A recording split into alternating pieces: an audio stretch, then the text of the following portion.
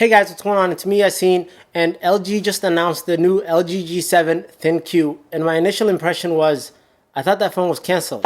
But I guess it's not, which is cool because now there's one more phone out there for us consumers to choose from.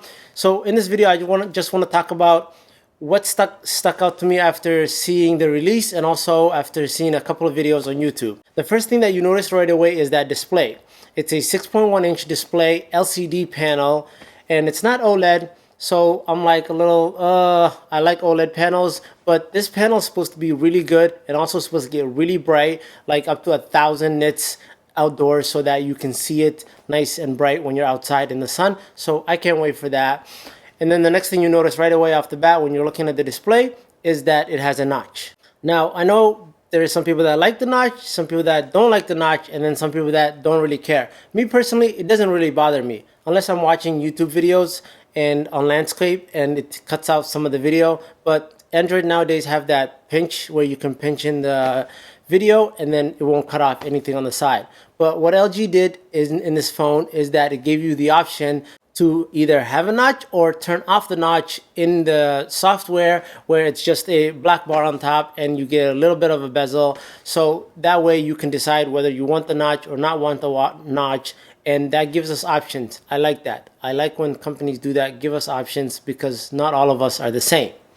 So moving on from the display, the only other thing that you notice on the body is that there is now a button on the side right below the volume rocker, and that's a dedicated Google Assistant button. And it's like, finally somebody's listening, because if you remember, all these years we've had the Bixby button on the Google Galaxy lineup and the Note lineup, and we've been asking for the ability to remap that button or to have Google Assistant instead of Bixby, and Samsung stuck to their guns. But finally LG came out with it, and now there's Google Assistant as the dedicated button on the side of the phone, and I use that a lot, especially recently at home. I got a bunch of Google Home Minis, one in the living room, like right behind me. I think you could see it right there, and then I got another one in the kitchen, everywhere. So I use it all the time. And then on my Google Pixel, I have the squeeze function, which I use a lot more than I thought I would. So I'm really invested into the Google Home Assistant. So the fact that now there's a dedicated button on the LG G7 ThinQ, by the way, that's a really long name, is a great thing. So I'm excited for that.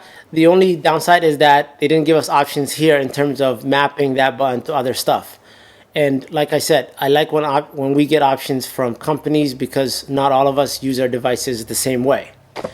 And then right after that, I noticed that there's the headphone jack. And a lot of people nowadays are getting wireless earbuds and also using wireless headsets. So it's natural to see that companies are getting rid of it to save space and also use that internal space for other stuff. But then there's a lot of people that use wired headphones, and sometimes it may be for backup. In my case, whenever I leave my wireless ones at home, or sometimes you're just a music lover and you can't get away from the wired headset.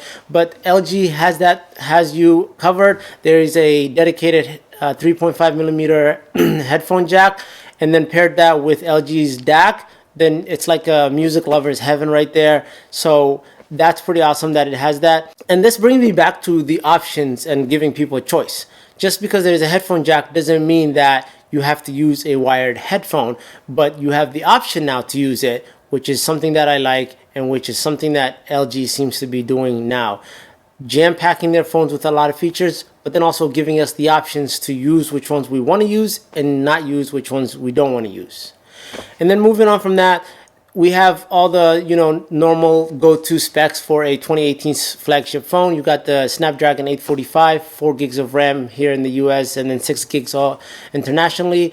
You have expandable storage up to 400 gig as micro SD card. And when I read that, I was like, 400 gigs? Who's really going to put 400 gigs worth of stuff on their phone? I mean, I at least never thought that I would need that much, and I don't think I'll need that much. But if you're a person that needs that much space, let me know down below in the description. And you got IP68 water and dust resistant, and glass back, wireless charging, quick charge. So basically it covers all the specs that you would see on a 2018 flagship phone. And we're going to round things off with the camera, or cameras, because LG decided to go with 2 cameras, just like most of the flagship phones in 2018, but LG did something that I personally like, which is a standard camera focal length and then the wide angle focal length. And if I'm gonna pick two cameras on a phone, that's the two angles that I would want, because the wide angle just lets you get so much more, whether you are taking landscape pictures or you just want to get a bunch of people in the picture. And both of these cameras are 16 megapixels, so that looks really promising. And LG always did a good job with the software of its phone in terms of the camera.